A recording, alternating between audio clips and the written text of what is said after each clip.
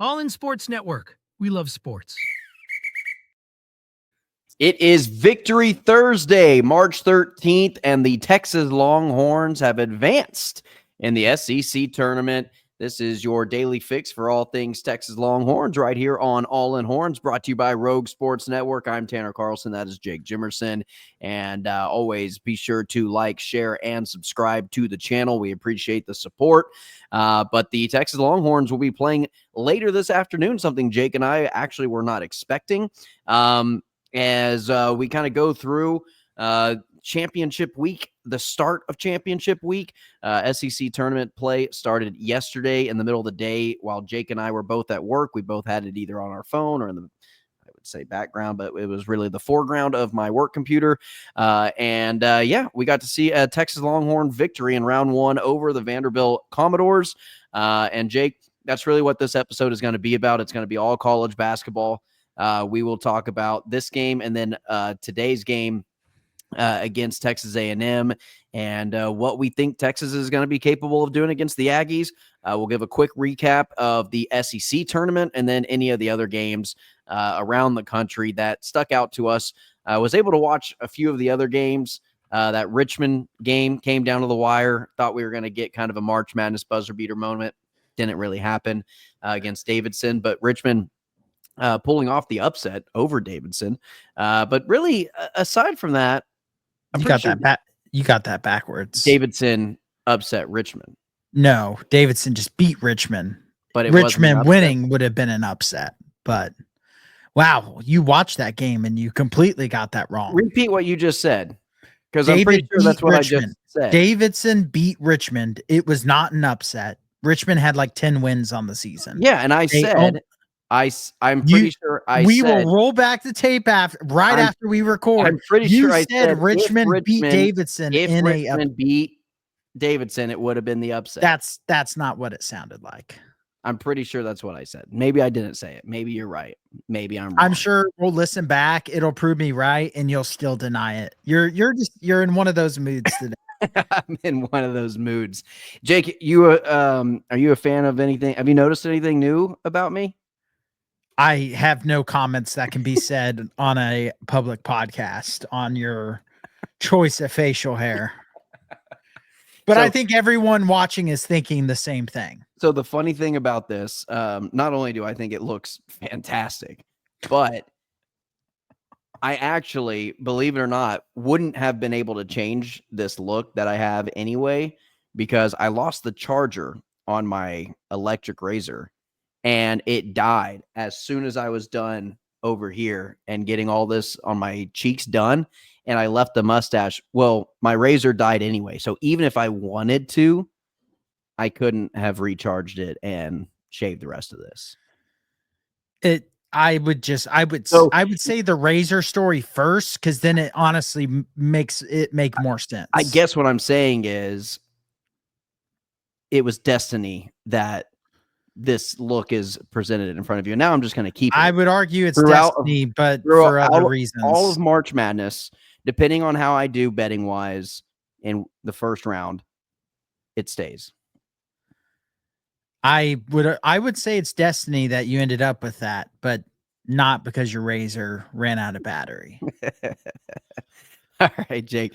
Real quickly though, hey, before we get into the Texas Vandy game, I did want to talk about Vic Schaefer's press conference after the SEC championship game loss, where I think it was 4 student reporters drove 16 hours to go cover the game. And he said, put me on your resume, put me as a reference, because I will give you all a very good review or whatever when it comes to you trying to get a job.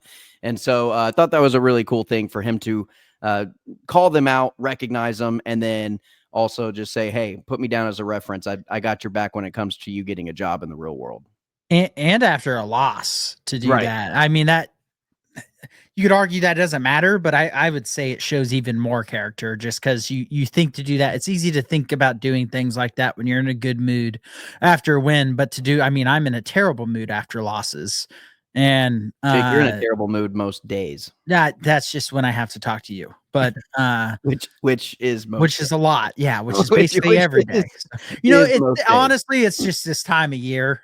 Work makes me in a bad mood, and March is the worst because it's the final month of it. But March is also the best. But March is all the basketball heals me. The basketball, the time change, that stuff heals me. Nature's healing. I'm on my way back. I might be a little nicer to you next week. Probably not, but maybe. I do my best to make sure you stay in those bad moods. You do a very good job. Let me tell you, very effective. Not very Vic Schaefer like. Who the opposite. But even Paul Feinbaum brought it up. Paul Feinbaum's brought up Texas women's basketball more than I would have ever imagined. He's a big fan. Big fan. Yeah. Well, hey, which is cool. I've never been a big Paul Feinbaum guy, but I'll give credit where credit is due. Anyone is welcome to jump on the bandwagon. He had mentioned something about like just needing to give student reporters who cover the teams and put a lot of time in more credit. And I think that's something we can both relate to, which we weren't covering the teams for reporting, but in college we were both broadcasting and we did a lot of our own travel and things like that. And then I was on the student newspaper and I was actually covering some of the games. I was on the student newspaper for a year, but I ended up covering cross country at the time in track because my girlfriend at the time, not girlfriend anymore. A bit of a conflict of interest, if you ask me, when it comes to the ethics of journalism, but that's neither here nor there. I didn't have ethics. I just tried to pass that class. But that was also partially why you and I had such a great relationship with Coach O'Brien at our university that we went to,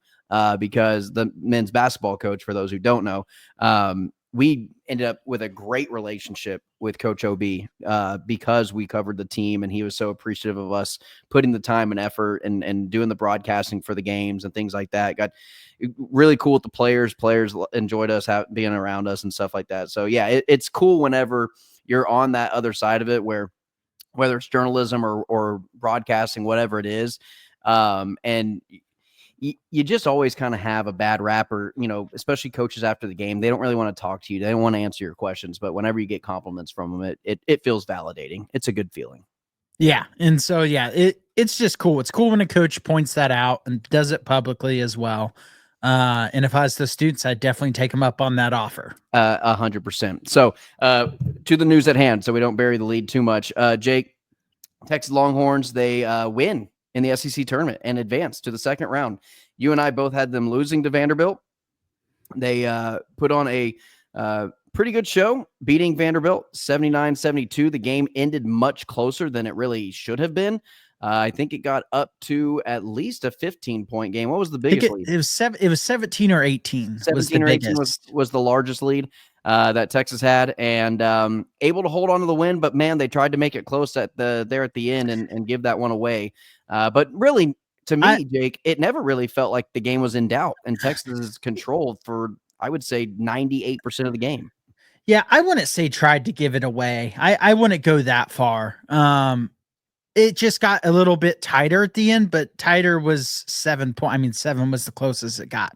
Yeah. Just them cutting it to 9 kind of felt bad when you're up 17, right? But when you think about it, it's really only cutting that lead down by 8-9 points.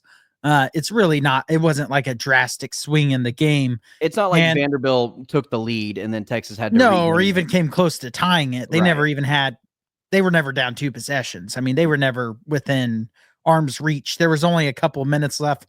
All Texas had to do was run clock, and they were able to do that and end up winning. But, have you ever seen a more effective 18 minutes with 0 points in your life than what you saw today from Jindal Weaver? Is my biggest takeaway from this game. He had 0 points in 18 minutes. Yet all I kept thinking about on the court was every time he's on the court, like, man, it's not excuse for Rodney Terry or anything, because they should have been able to been better than they were. But the loss of Jindal Weaver hurt this team a lot, I think, throughout this season, and not having Mark healthy on and off throughout the year. Kaluma. We talked about injuries at times on this podcast being a big problem. This felt like the first time where we got to see them remotely close to healthy. Weaver's obviously not fully healthy, or he'd be playing more than 18 minutes. Hopefully he can play more tomorrow. They will need him to. Yeah. But it showed today with what I think we would both agree over any game this season was their best performance. By far the best performance. It was actually, I enjoyed watching this game. I got a little annoyed. Well, annoyed to the fact of, I know why you got annoyed, because I was annoyed for the same reason of this was their best performance all season. And if they would have played like this all season long, we wouldn't be in this position of needing to watch the SEC tournament because they would already have a bid into the tournament. Or just a few games. Or if they just played like this against OU, they went down to like a 20% chance to make the tournament after losing to OU. They were at, I believe, like a 49% chance before that. If they won that, they would have been at, hit my camera, they would have been at about 70%. Yeah. Yeah. And why couldn't we have done this? And I know Weaver only played 5 minutes. That game basically didn't play, but it's just because some of it's just effort. And I know Weaver kind of brings a different type of energy to the team. There's a lot of intangibles he brings, but the defensive effort, especially in that first half, that was the best defense they've played all season, and nothing even comes close. Still didn't move the ball around great. There was still a lot of ISO ball. They just hit the shots, or they got easy buckets. They got around the defenders. I thought that they played... Again, it wasn't necessarily a ton of like ball movement, but I do think they complemented each other better in this game than they have all season long. Again, best performance, best effort, best defensive performance, all that thing. In terms of the actual offense, the motion on the offense, I thought it complemented each other very well, especially getting offensive rebounds, second chance points, things like that. The assist numbers here nor there, but I still thought that the game itself looked like it was managed and handled better on the court than we've seen previously. I've harped on the assists all year, and they only had 7 in this game. But I will say this with this game, I felt the ball movement wasn't bad, and I felt the off the ball movement, the screens weren't bad. The floor spacing was the best I've seen all year. Spacing was the best it's been all year. To me, there was good ball movement, but it was not ball movement to make a shot. It was moving the ball to open up a slot in the lane and then attack. Everything was to the rim, especially in the first half. They dominated Vanderbilt in points in the paint and with rebounds in that first half. They weren't settling. It wasn't ISO ball to settle for a crappy jump shot. Yeah. It was move the ball around until you got a matchup you wanted or a lane open, then attack the lane and score. That doesn't always, it's not hockey, right? The last pass isn't just an assist automatically. But if you would have counted hockey assists to a point, it would have been a much better looking number in this game. So the assist number doesn't bother me in this game as much, just because the offense looked coherent to a point, which is not something I've said basically at all season. It's just frustrating it's taken this long to get there. And it's so funny that we talk about rebounding numbers. We tied Vanderbilt in this game in total rebounds, 34-34.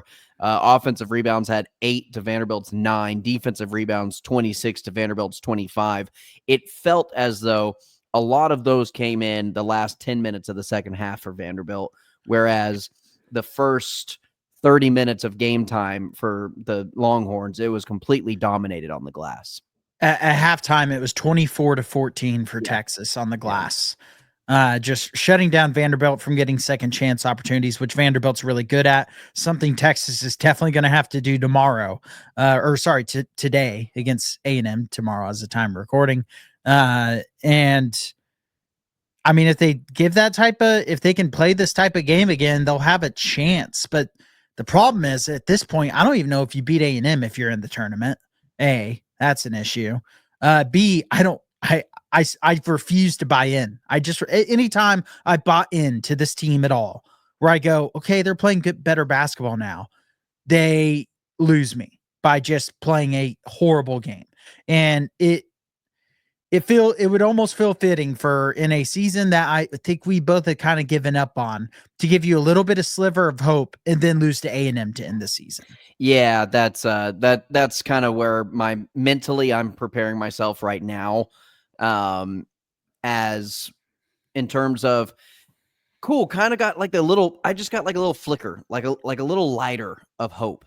It's like they just kind of ignited a lighter. And I was like, ooh, there's a little bit of a fire underneath this team. Maybe if we can ride the coattails of a Trey Johnson, Tremont Mark type performance throughout this tournament, Kendall Weaver is continuing to be that energizer bunny and contribute the way that he did, not necessarily in the box score in terms of points, but doing all the other things and energizing this team.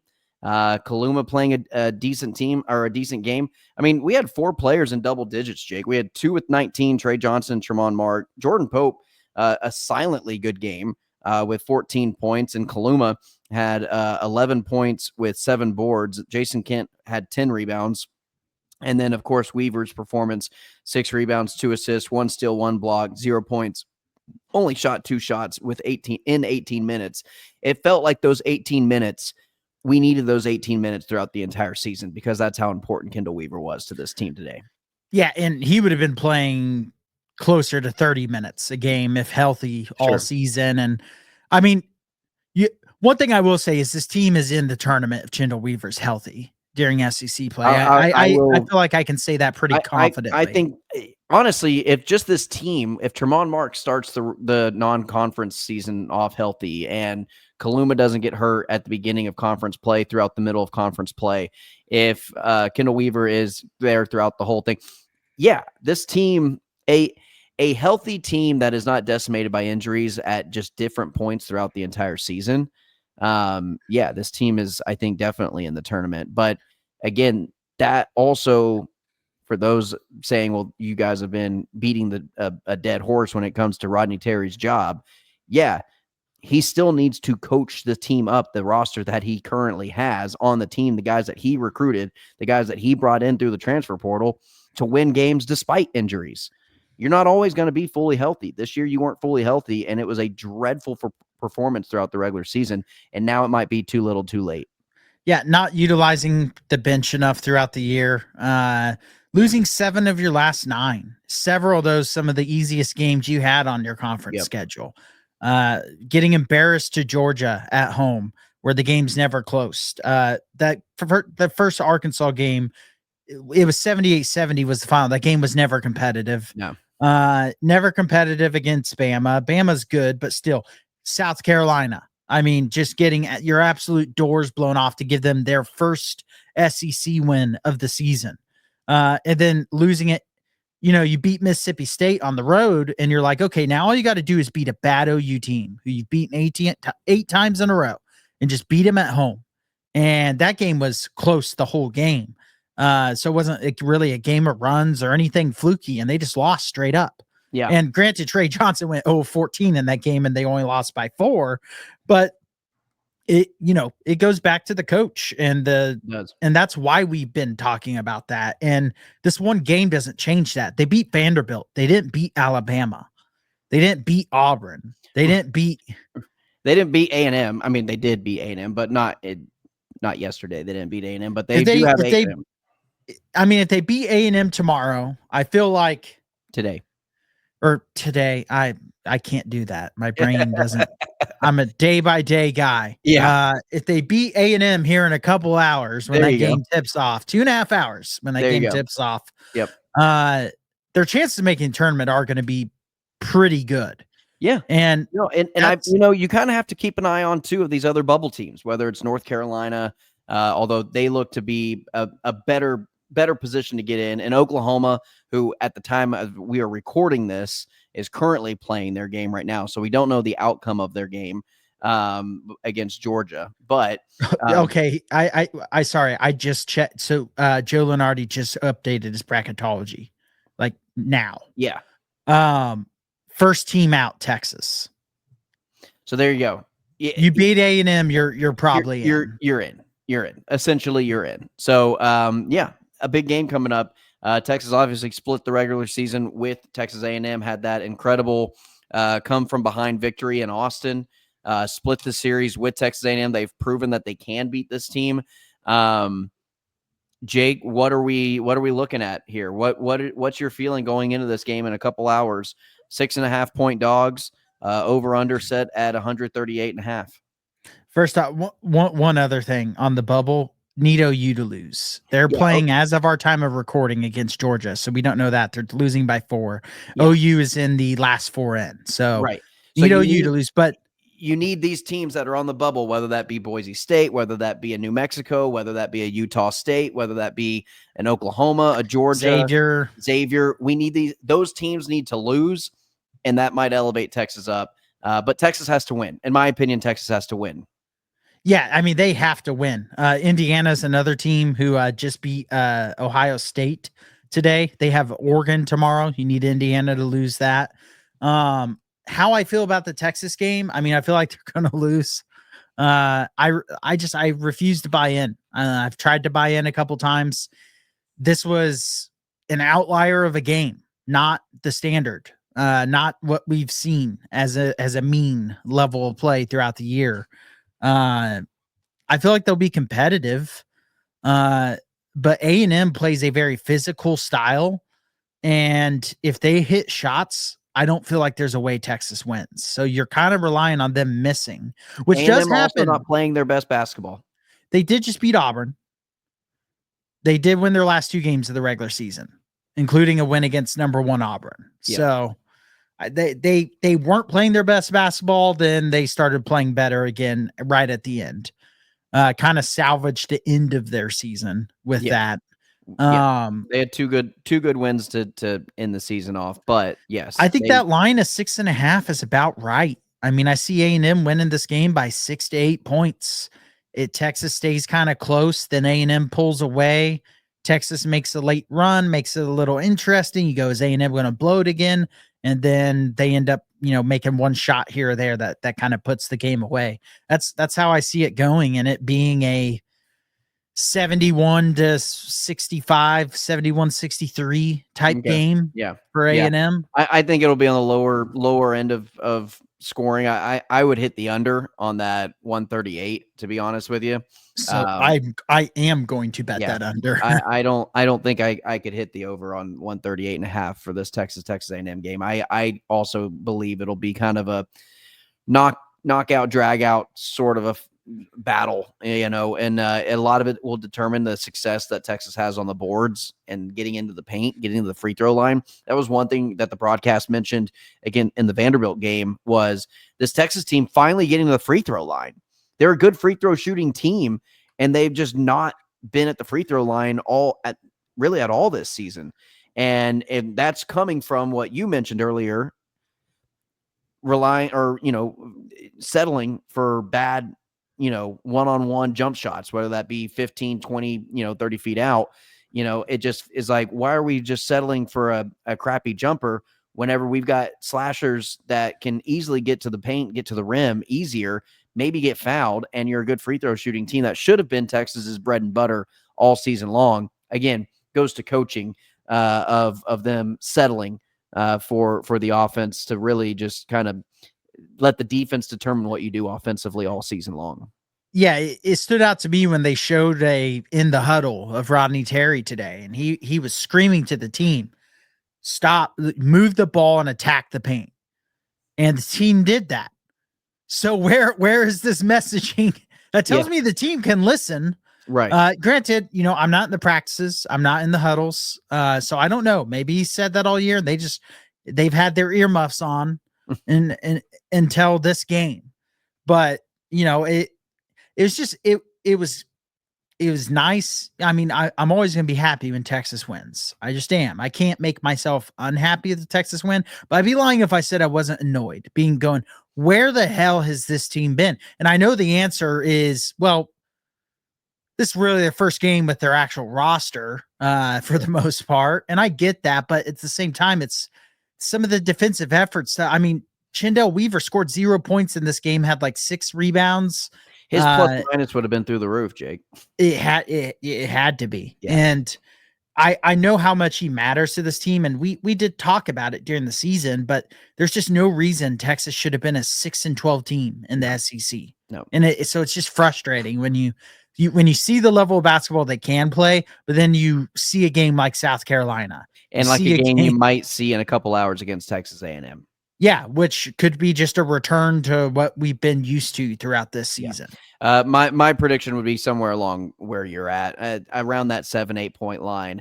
That Texas A&M is favored by. I like that, especially with free throws at the end of games. I think Texas is going to be fouling, and A&M's only got to hit a couple of those to make that spread a reasonable spread. So, Jake, SEC tournament, round one games, just so we're catching everybody up. South Carolina against Arkansas. Arkansas won 72-68. Mississippi State beat LSU 91-62. And again, that OU Georgia game is in progress. We really need both of those teams to lose. So whoever loses the Georgia OU game, beneficial for Texas. Again, Texas isn't a must win to beat A&M regardless of outcomes, but just some teams that keeping an eye out on. Other conference tourney games, 3-17 Colorado advancing to the quarterfinals in the Big 12. They beat West Virginia 67-60. However, I do think that their potential dream run is coming to an end as they take on number 2, Houston. I don't think they're going to be able to get by. Houston doesn't lose those games. No, they don't. They don't. Houston does not get upset. Houston loses to teams that are at the same quality as they are. So, Jake, really other games going on, though. I don't know. There wasn't a whole lot of action on Tuesday or Wednesday afternoon. No, I mean, not a lot of, I mean, that OU Georgia game, I'm probably going to flip that on when we get off here because it's pretty clear cut as far as being for Georgia to win because Georgia's pretty firmly in.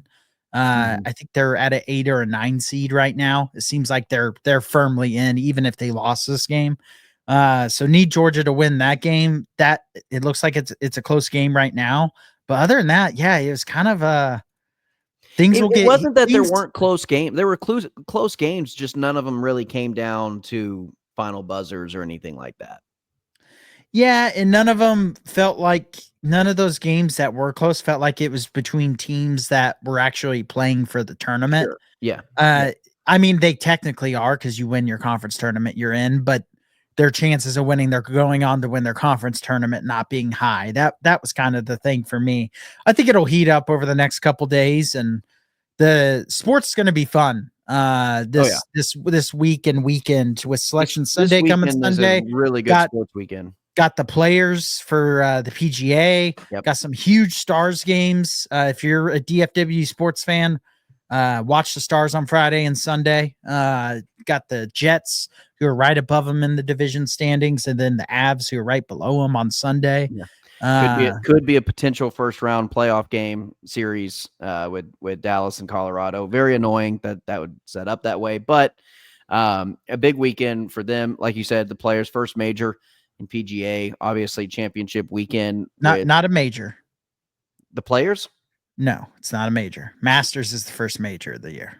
Players is just one of the biggest tour events as far as recognition. I guess U.S. Open. It's the U.S. Open, the Open, Masters, and the British. I thought the Open was the. They changed. Now we got to do a live fact check here. They changed the British Open to the Open, I thought. All right. We got the Masters, the PGA, the US Open, and the Open.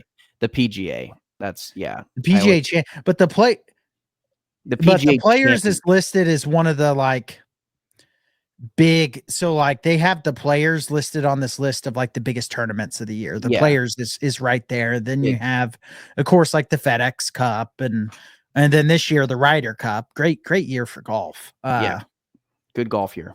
But yeah, should be a fun weekend of sports. I think we'll have an update for everyone tomorrow when we record our reaction to the A&M game on what our schedule is. We have pretty much decided it, and we will be kind of modifying our schedule, not only for the tournament, but also moving forward. Essentially throughout the rest of baseball, softball season, with the way that their games line up, we don't want to wait a couple of days to cover it.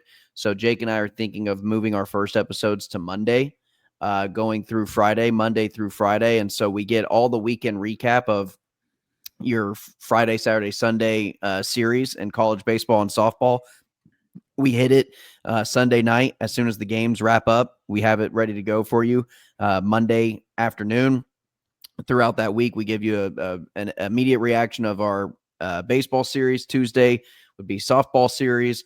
Going into Wednesday, it will be recapping Tuesday's game, and then also going into the next weekend of series. And so that's kind of what our schedule may look like come baseball, softball season.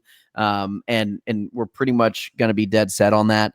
And then also with March Madness coming up, first round, especially first and second round of that first weekend, we will have immediate reactions following every day, Thursday, Friday, Saturday, Sunday, at least for maybe the first 2 weekends. And then getting into the Sweet 16, Elite Eight, we'll kind of figure it out from there. So anyway, that's just kind of a little bit of housekeeping duties for you.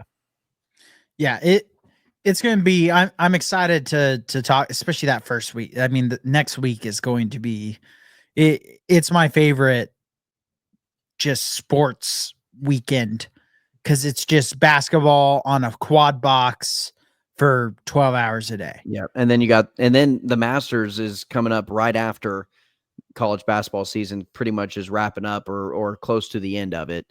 And so, yeah, it's just an all around great time for sports, because as soon as that finishes up, then you're starting to get really into the weeds when it comes to NHL and NBA playoffs. And we're just going to be set. And then we'll hit a dry period come about late July or early June, late June, early June. You still have NHL going on. Yeah. I don't know when the NBA ends. But in terms of like college sports, yeah, we'll be wrapping up. Yeah, we'll be doing fun segments and stuff. Yeah.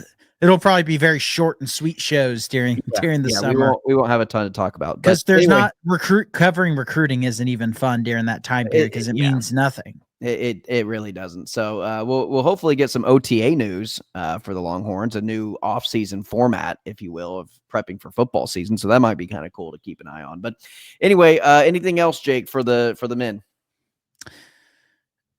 I reserve the right to be excited if they do win, but I refuse to say that I in any shape or form believe they will win. If they do win, excitement level, where are you at?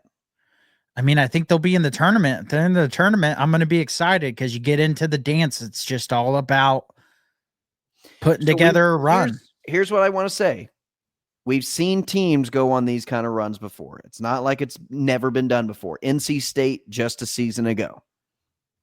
They went through their conference tournament, won their conference tournament, got their automatic bid, made a deep run into the tournament. And, it happens. We don't have a Burns, but we have a Trey Johnson, and that's probably better than a DJ Burns. So, yeah, you get these storylines at least once a year. Why not Texas? Why can it not be Texas? That's all I have to say. If you just take it one game at a time, beat A&M, see what happens next week or next game.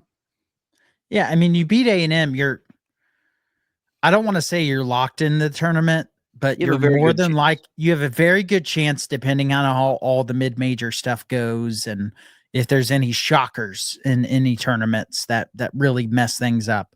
You have a very good chance to be in. And if you're in the tournament, I'm going to be excited because that first round games, unless you're Texas isn't going to be like a 12 seed. That's just not where they're going to get seeded. They'd be probably a 10 or a 9. Right. And at that point, your first round game is a winnable game, no matter what. And so at that point, I will be excited. I would much rather have a Texas game to cover when we're doing instant reactions to March Madness than have no Texas game to cover. Absolutely. Win or lose. Win or lose. All right, Jake, that's going to do it for today's episode. Tomorrow's episode, we're also going to be recording as soon as we possibly can after the game, and we will get that aired for you the following day on Friday. And that pattern will continue for as long as Texas is in this tournament. As long as they're playing games, we will give you the reaction to that game that day and then release that episode the following afternoon. So for Jake Jimerson, I'm Tanner Carlson. Again, don't forget to like, share, and subscribe. We appreciate the support to the channel. We can't do this without your support. And for your daily fix for all things Texas Longhorns right here on All In Horns. As always, ladies and gentlemen, welcome. All In Sports Network. We love sports.